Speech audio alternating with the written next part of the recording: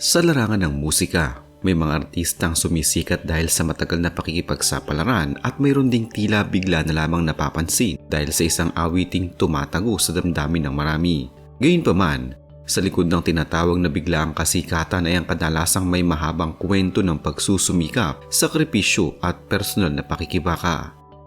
Isa sa mga malinaw na halimbawa nito ay ang buhay ni Shaira, ang Muslim na mga awit mula sa Bangsamoro na sumikat dahil sa kanyang kantang Selos. Ang puso ko'y nagdurugo at parang sumisikip ang bibig ko. Ang kanyang kwento ay hindi lamang tungkol sa isang viral na awitin kundi tungkol sa isang kabataang babae na hinubog ng kultura, pananampalataya at pangarap.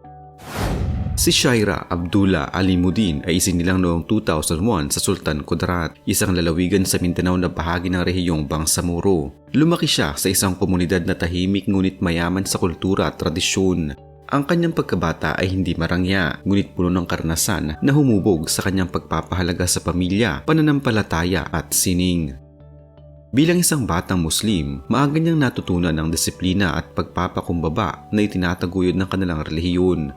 Bagay na hanggang ngayon ay makikita sa kanyang kilos at pananalita.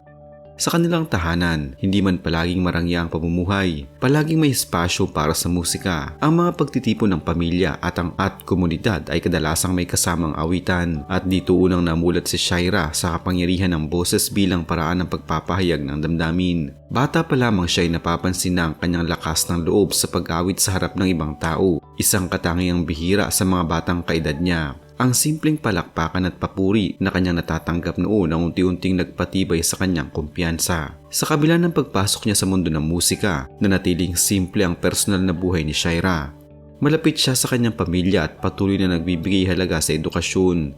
Hindi niya isinasantabi ang pag-aaral kahit nagsimula na siyang kumita sa pag-awit. Para sa kanya, ang kaalaman ay isang sandata upang manatiling matatag sa isang industriyang puno ng tukso at hamon. Bilang isang Muslim na babae sa industriya ng entertainment, kinailangan din niyang balansehin ang kanyang imahe bilang artista at ang kanyang pananampalataya.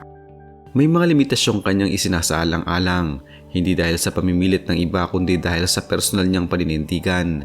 Ito ang dahilan kung bakit maraming kabataan lalo na mula sa Bangsamoro ang humahanga sa kanya. Nakikita nila kay Shaira ang isang huwara na posible palang maging matagumpay nang hindi sinasakripisyo ang sariling prinsipyo.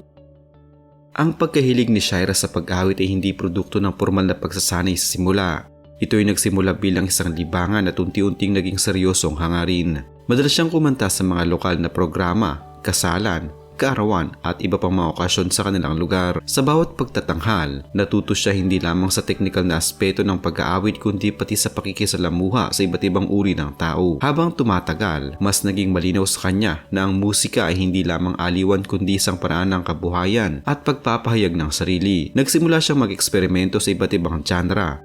Pinaghahalo ang modernong pop at dance music sa mga elementong pamilyar sa kanyang komunidad. Ang natatanging timpla ng kanyang estilo, ang kalunay naging tatak niya bilang artista. Bago pa man ang malaking pagsabog ng kanyang kasikatan, matagal na rin kumikilo si Shaira sa lokal na eksena ng musika. Mayroon na siyang mga tagahanga sa Mindanao, lalo na sa Bangsamoro, kung saan kilala siya bilang isang masigla at approachable na performer. Gayunpaman, nanatiling limitado ang kanyang naabot na audience hanggang sa pumasok ang social media bilang makapangyarihang plataporma.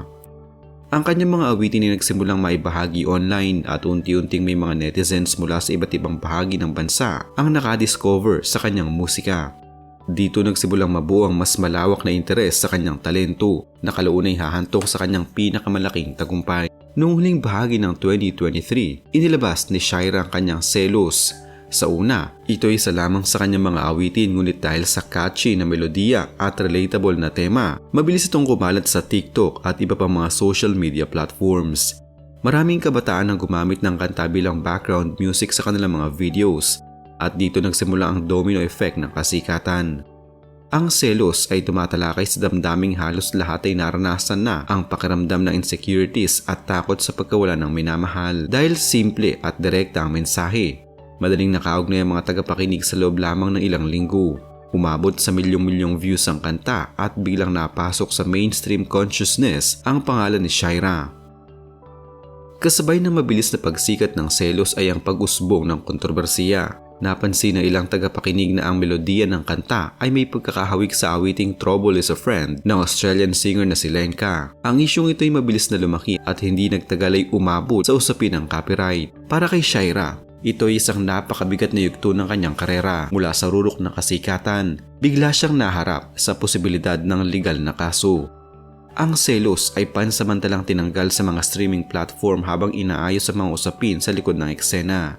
Maraming netizens ang nahati ang opinyon. May mga umunawa sa kanya bilang isang bagong artista at mayroon ding mariing nanindigan sa kahalagahan ng paggalang sa intellectual property.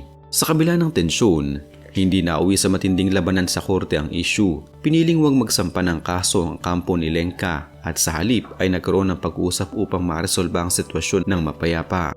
Ang desisyong ito ay naging malaking ginhawa para kay Shaira at sa kanyang team. Ang pangyayaring ito ay nagsilbing mahalagang aral para sa kanya bilang isang artista. Natutunan niya ang kahalagahan ng pagiging maingat sa malikhaing proseso at ang responsibilidad na kaakibat ng kasikatan.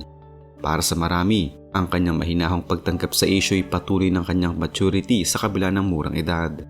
Matapos ang kontrobersiya, hindi tumigil si Shaira sa paggawa ng musika. Patuloy siyang naglabas ng mga awitin na mas sinikap maging orihinal at mas personal ang tema. Ang kanyang mga sumunod na kanta ay hindi man umabot sa antas ng kasikatan ng selos, ay nagpakita naman ng kanyang paglago bilang isang artista. Bukod sa pag-aawit, naging mas aktibo rin siya sa mga live performances at community events. Mas pinili niyang palalimin ang koneksyon sa kanyang mga tagahanga kaysa habulin lamang ang viral na kasikatan. Sa ganitong paraan, unti-unti niyang binuo ang isang mas matibay na pangmatagalang karera. Sa kasalukuyan, si Shaira ay patuloy pa ring aktibo sa musika, bagamat mas maingat at mas mapanuri sa kanyang mga proyekto. Hindi na kasing ingay ng kasagsagan ng selos sa kanyang presensya sa mainstream media, ngunit nananatili siyang mahalagang figura sa Bangsamoro pop scene. Patuloy siyang iniimbitahan sa mga lokal at regional na pagtatanghal at aktibo pa rin sa social media kung saan direktang nakikipag-ugnayan sa kanyang mga tagahanga. Sa personal na aspeto, mas pinahalagahan niya ngayon ang balanse sa pagitan ng trabaho at pribadong buhay. Mas malinaw na sa kanya ang direksyon na nais niyang tahakin. Hindi lamang bilang mga awit kundi bilang isang individual na may responsibilidad sa kanyang sarili at sa kanyang komunidad. Ang buhay ni Shaira ay isang patuloy na ang kasikatan na maaaring dumating ng biglaan, ngunit ang pananatili at paglago ay nangangailangan ng lalim at karakter at tibay ng loob. Mula sa isang batang mga awit sa Sultan Kudarat hanggang sa pagiging pambansang usap-usapan dahil sa selos, ipinakita niya ang tapang na harapin ng parehong papuri at batikos. Ang kanyang kwento ay hindi lamang tungkol sa musika, kundi tungkol sa pagkilala sa sarili, pagkatuto mula sa pagkakamali at patuloy na pagbangon.